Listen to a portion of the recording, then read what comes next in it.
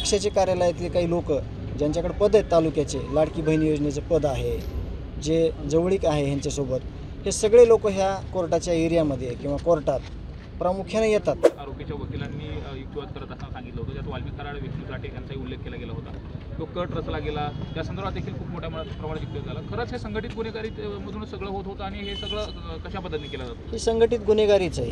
ह्याचं तुम्हाला एक ऑफिशियली उत्तर देतो की आत्तासुद्धा मी प्रामुख्यानं म्हणतो की जे पदाधिकारी आहेत पक्षाचे, ज्या पक्षाच्या कार्यालयात ह्या सगळ्या मिटिंगा व्हायच्या, आता देखील पक्षाचे कार्यालयातले काही लोक ज्यांच्याकडे पद आहेत तालुक्याचे, लाडकी बहीण योजनेचं पद आहे, जे जवळीक आहे ह्यांच्यासोबत, हे सगळे लोक ह्या कोर्टाच्या एरियामध्ये किंवा कोर्टात प्रामुख्याने येतात। म्हणजे हे किती मोठं जाळ आहे।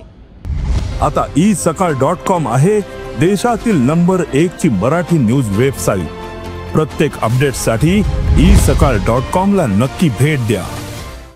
आणि हे जाळं कोण तोडू शकतंय आणि कुणी तोडलं पाहिजे ह्याचं उत्तर वारंवार मी दिलेलं आहे की माझी विनंती आहे आपले जे आपल्या राज्याचे जे उपमुख्यमंत्री आहेत अजितदादाला आज हात जोडून विनंती आहे की आरोपींचं समर्थन करणाऱ्या लोकांना कमीत कमी पदावर ठेवू नका, त्यांना पदावरून पदमुक्त करा आणि ह्यांना आरोपीच्या टोळीमध्ये सामील होत्या। मग त्यांना जो कायदा आहे तो कायदा बघून घेईल त्यांना काय करायचं ते। पण आता सध्या तरी ह्या लोकांवर सगळ्या, कारण का वारंवार बघितलेलं आहे आपण, ह्यांनी बॅनर लावलेले आहेत, ह्यांनी गाड्या इथं आणलेल्या आहेत आणि आपण वेळोवेळी हे सगळं सांगतोय, परंतु ह्याच्यावर गांभीर्यानं कोणी बघत नाही, लक्ष देत नाही, याची खंत वाटते। वाल्मिक कराड